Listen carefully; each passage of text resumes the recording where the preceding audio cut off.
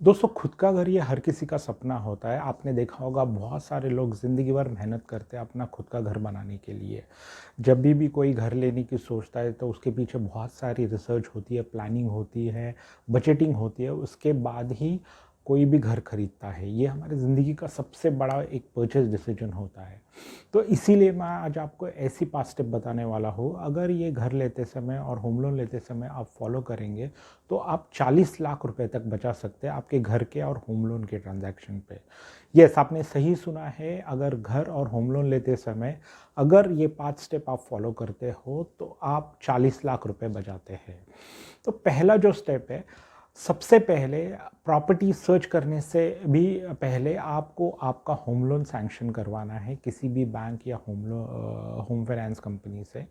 ये एक सिंपली आप आपके केवाईसी और फाइनेंशियल डॉक्यूमेंट्स देकर आपका लोन अप्रूव कर सकते हैं।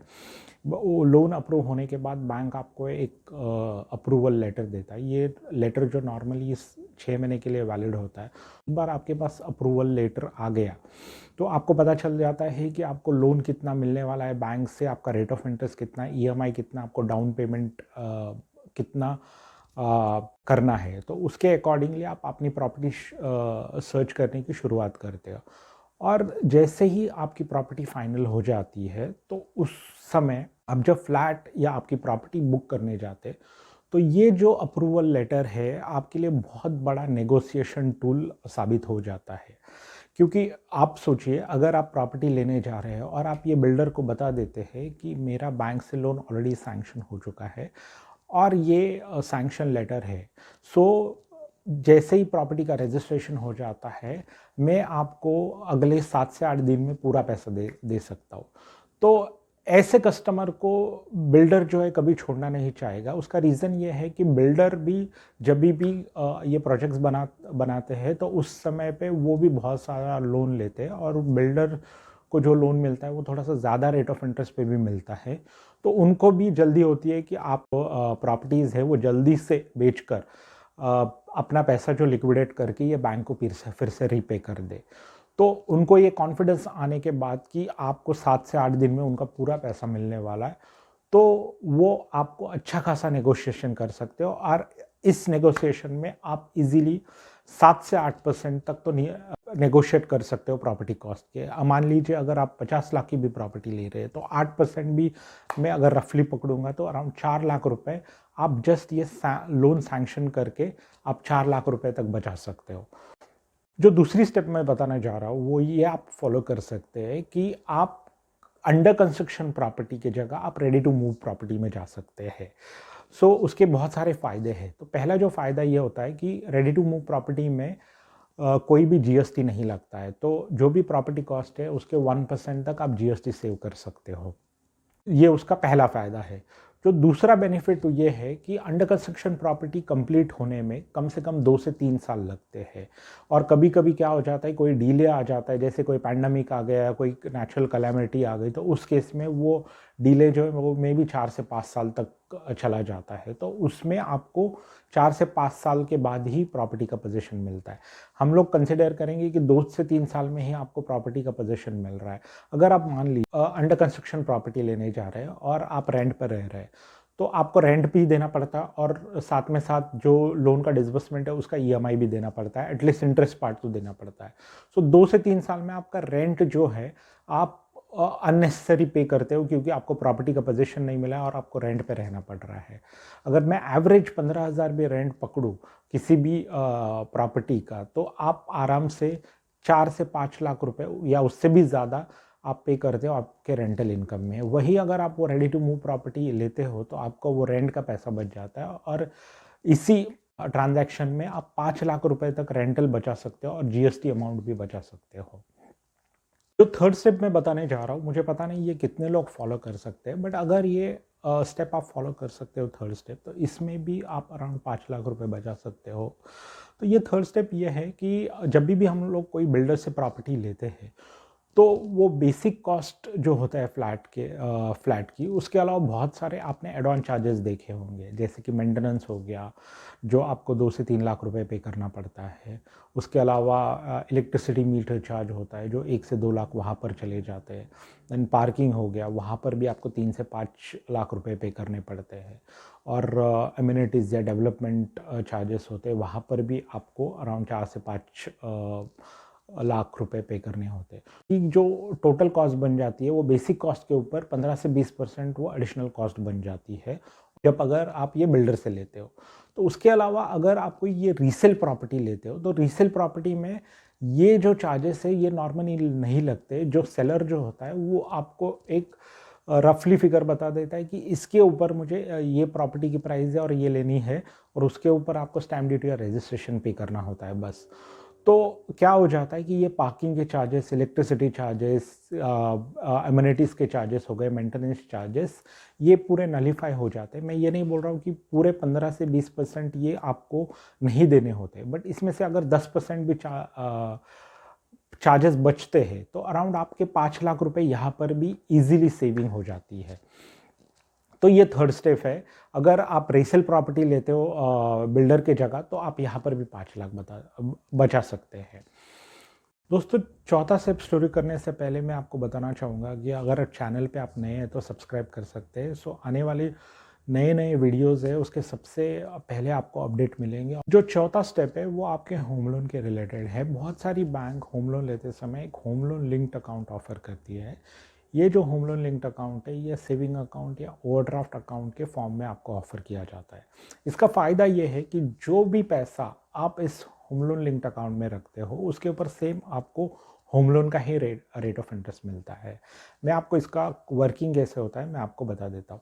आपका जो होम लोन लेते समय ईएमआई है वो आपको रेगुलरली पे करना होता है। उसमें 2 कंपोनेंट होते हैं, इंटरेस्ट और प्रिंसिपल। तो मान लीजिए आपका 50 लाख का लोन लिया है आपने, और इस लिंक्ड अकाउंट में आपने 5 लाख रुपए रखे हैं। तो जो इंटरेस्ट कैलकुलेशन होता है आपके लोन का, वो 50 लाख के ऊपर ना होकर ये हो जाएगा 45 लाख के ऊपर, क्योंकि आपने वहाँ पर 5 लाख रुपए रखे हैं। क्या होता है कि प्रिंसिपल जो आपका है वो जल्दी जल्दी ख़त्म हो जाता है, क्योंकि इंटरेस्ट आपको कम लग रहा है। और आपने अगर 20 साल के लिए लोन ले लिया, तो 3 से 4 साल पहले आप ये लोन जल्दी क्लोज करते हो। बहुत बार ऐसा हो जाता है कि हमारे पास लोग इमरजेंसी फंड्स जो है वो सेविंग अकाउंट या फिक्स डिपॉजिट में रखते हैं, ताकि जब भी हमारी रिक्वायरमेंट आ जाएगी हम लोग वो यूज़ कर सकते हैं। नॉर्मली आपने देखा होगा कि सेविंग अकाउंट में आपको 2.5% इंटरेस्ट मिलता है, जो कि बहुत कम है। और एफडी में भी आप पैसे रखोगे तो वो अराउंड आपको 5.5 या 6% मिलता है, बट उसके ऊपर भी टैक्स एप्लीकेबल होता है। तो अगर आप 20 से 30% टैक्स ब्रैकेट में आ रहे हो, तो नेट आपको अराउंड 4.5% या 4% तक ही इंटरेस्ट मिलता है। बट वही पैसा अगर आप ये होम लोन लिंक्ड अकाउंट में रखते हो तो आपको 8.5% मिलेगा। दूसरी उसकी खास बात यह है कि आप ये कभी भी विड्रॉ कर सकते हो, इसके लिए कोई लॉक इन पीरियड नहीं रहता है। और थर्ड थिंग ये है कि अगर आप इस अकाउंट में एक दिन भी पैसा रखते हो, तो एक दिन का भी इंटरेस्ट आपको सेम होम लोन रेट से मिलेगा आपको। तो ये लिक्विडेबल भी है, आप कभी भी यूज़ कर सकते निकाल सकते हो वो पैसा, और जितने भी अमाउंट के लिए जितने भी पीरियड के लिए रखोगे तो आपको सेम वही रेट मिलेगा। तो ये इसका फ़ायदा है। हमने एक बेसिक कैलकुलेशन किया है। अगर आपने मान लीजिए 20 साल का लोन लिया है 8.5% रेट ऑफ इंटरेस्ट से 50 लाख अमाउंट, और 10% आपके लोन अमाउंट जो होती है वो 5 लाख आपने एवरेज रखा है इस सेविंग अकाउंट में, तो 240 महीने का जो आपका लोन रिपेमेंट होता है मंथली, तो आपको ये सिर्फ 15 साल 7 महीने ही पे करना है, जो होता है 187 मंथ, जिसमें कि आपके अराउंड 53 मंथ्स जो है वो सेव हो जाते हैं। उसका आपको ईएमआई पे नहीं करना होता है। तो 53 मंथ्स अगर आप एवरेज अगर 43,000 ईएमआई आपका कैलकुलेट करेंगे, तो अराउंड 23 लाख रुपीज़ आपका टोटल सेविंग हो जाता है इस होम लोन लिंक्ड अकाउंट के वजह से। अभी बहुत लोग ऐसे बोलेंगे कि हमारे पास सेविंग करने के लिए अभी पैसा नहीं है, तो ये हमारे लिए फ़ायदेमंद नहीं हो सकता है। बट ऐसा नहीं है। अगर आप इसमें कुछ भी अमाउंट नहीं रखते हो रेगुलरली, तो मैं आपको एक आइडिया दे सकता हूँ कि आप क्या कर सकते हो कि आपकी जो सैलरी आती है वो 1 तारीख को, तो वो इस अकाउंट में आप शिफ्ट कर देते हो। तो आपकी जो सैलरी फर्स्ट को आ जाएगी, तो सेम डे आपकी पूरी सैलरी तो खर्च नहीं हो जाएगी, वो ओवर द मंथ आपके ये खर्च हो जाएगी। तो उस केस में क्या हो जाता है कि अगर ये 15 से 20 दिन में उस अकाउंट में पैसा रख रहा है, तो आपको उसका इंटरेस्ट बेनिफिट मिलते रहेगा और आप 2 से 3 ईएमआई भी इजीली सेव कर सकते हो। अगर आप कुछ भी पैसे नहीं रख रहे हो, जस्ट आपकी सैलरी ट्रांसफ़र कर रहे हो, तो ये एक फ़ायदा है। अभी क्या होता है कि ये जो प्रोडक्ट है बहुत पॉपुलर है, तो बहुत सारी बैंक आपने देखा होगा उसके ऊपर थोड़ा-सा ज़्यादा इंटरेस्ट लगाती है। जैसे कि मनी सेवर, सुपर सेवर, मैक्सगेन, इन नामों से आपने सुना होगा। सो उसके ऊपर 15 टू 0.50 होम लोन रेट से थोड़ा-सा ज़्यादा इंटरेस्ट एप्लीकेबल हो जाता है बहुत सारे बैंक में। बट मैं यहाँ पर आपको एक बोनस टिप देना चाहूँगा कि बैंक ऑफ बड़ौदा जो है वो 75 लाख लोन तक सेम रेट ऑफ इंटरेस्ट जो देती है, उसके ऊपर कोई भी एक्स्ट्रा इंटरेस्ट आपको एप्लीकेबल नहीं होता है। तो ये आप बैंक ऑफ बड़ौदा का चेक कर सकते हो होम लोन लेते समय। अगर ये आपको फाइंड आउट होता है तो आप अप्लाई कर सकते हो, तो वहाँ पर भी आपकी सेविंग हो जाएगी। 5वां स्टेप है वो है लोन इंश्योरेंस रिलेटेड है। आप होम लोन लेते समय बहुत सारी बैंक आपको लोन इंश्योरेंस कवर लेने के लिए इंसिस्ट करेगी। तो वो लोन इंश्योरेंस कवर इसलिए है कि अगर जिन्होंने लोन लिया उनके साथ कोई हादसा हो जाता है, वो इस दुनिया में नहीं रहते हैं, तो ये लोन कौन चुकाएगा? तो उस केस में इंश्योरेंस कंपनी है जो बैंक को पैसा देती है और प्रॉपर्टी का चार्ज रिलीज़ हो जाता है। इसकी वजह से आगे उनके फैमिली को किसी को लोन चुकाने की ज़रूरत नहीं होती है। मेरा पर्सनली ऐसा मानना है कि जब भी आप कोई लोन लेते हो तो उसके लिए एक इंश्योरेंस कवर होना बहुत ज़रूरी है, ताकि ऐसी अगर कोई दुविधा हो जाए तो आपकी फैमिली के ऊपर वो बर्डन नहीं आना चाहिए लोन रीपेमेंट का। इंश्योरेंस कवर के पैसे की वजह से ये लोन रीपे हो जाता है। उसमें सिर्फ एक ही दिक्कत है, जो बैंक जो प्रोडक्ट ऑफ़र करती है लोन इंश्योरेंस कवर, तो उसका जो प्रीमियम होता है वो आपको वन टाइम प्रीमियम पे करना पड़ता है लोन लेते समय। और अगर मिनिमम आप प्रीमियम उसका देखोगे तो वो मिनिमम प्रीमियम जो है वो 3 लाख तक हो जाता है। तो बहुत बार ऐसा हो जाता है कि ऑलरेडी आपने प्रॉपर्टी ली है, तो आपके पूरी सेविंग्स जो है वो प्रॉपर्टी लेने में ही चली जाती है। तो बैंक क्या करती है, इंश्योरेंस लेते समय अगर आपका 50 लाख का लोन है तो इंश्योरेंस कवर ऐड करके वो जो लोन बन जाता है वो 53 लाख लोन बन जाता है। तो आपका जो ईएमआई है जो 50 लाख के ऊपर चलने वाला है, वो 50 लाख के ऊपर नहीं 53 लाख के ऊपर चला जाता है। और उसके ऊपर आपको अननेसेसरी वो 3 लाख जो एडिशनल एज आपका लोन बढ़ गया, उसके ऊपर भी इंटरेस्ट पे करना पड़ता है। तो 20 साल में ये 3 लाख के ऊपर आप अराउंड 3.25 लाख रुपए इंटरेस्ट पे करते हो। तो ये एक उसका सबसे बड़ा नुकसान है। दूसरा जो नुकसान है कि ये जो इंश्योरेंस कवर है बेसिकली ये रिड्यूसिंग बैलेंस इंश्योरेंस कवर होता है। तो जैसे जैसे आपका लोन कम होते जाता है तो ये इंश्योरेंस कवर भी कम होता है। तो सपोज़ किसी ने 50 लाख का लोन ले लिया तो इनिशियली 50 लाख उसका कवर होता है। अगर वो 30 लाख का ऊपर आ गया तो 30 लाख के ऊपर इंश्योरेंस कवर हो जाता है।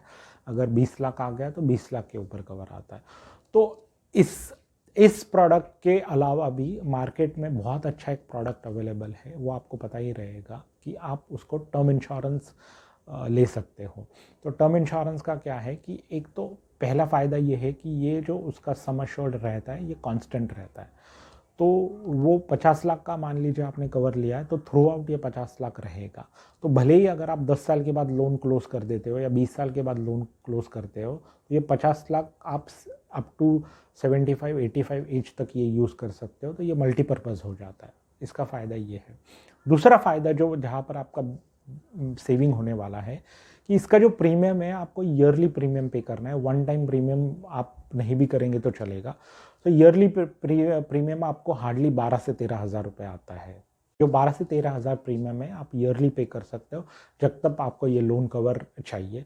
तो ये जो आपको एडिशनल 3 लाख का जो लोन लेना पड़ेगा वो नहीं लेना पड़ेगा, और उसके ऊपर जो इंटरेस्ट भी 3.25 लाख तक वो भी बच जाएगा।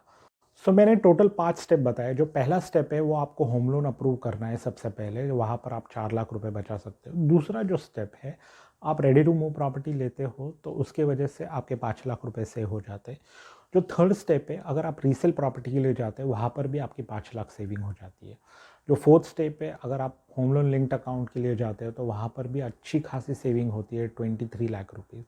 और पांचवा स्टेप है, अगर आप लोन इंश्योरेंस कवर की जगह अगर आप टर्म इंश्योरेंस के लिए जाते हैं तो वहाँ पर भी आपकी 3 से सवा 3 लाख रुपए इंटरेस्ट सेविंग हो जाती है। तो 40 लाख रुपीज़ आपकी सेविंग हो जाती है आपके होम लोन प्रॉपर्टी परचेस और होम लोन ट्रांजैक्शन के ऊपर। तो मुझे ये ज़रूर बताइए कमेंट में आपको ये वीडियो कैसा लगा, और होम लोन लेते समय और प्रॉपर्टी लेते समय आपका एक्सपीरियंस कैसा था। मैंने मेरा ईमेल आईडी भी डिस्क्रिप्शन में दिया है कि अगर आपकी कोई भी होम लोन रिलेटेड क्वेरी रहेगी तो मुझे आप ईमेल कर सकते हैं, मैं उसका ज़रूर जवाब देना चाहूँगा। Thank you.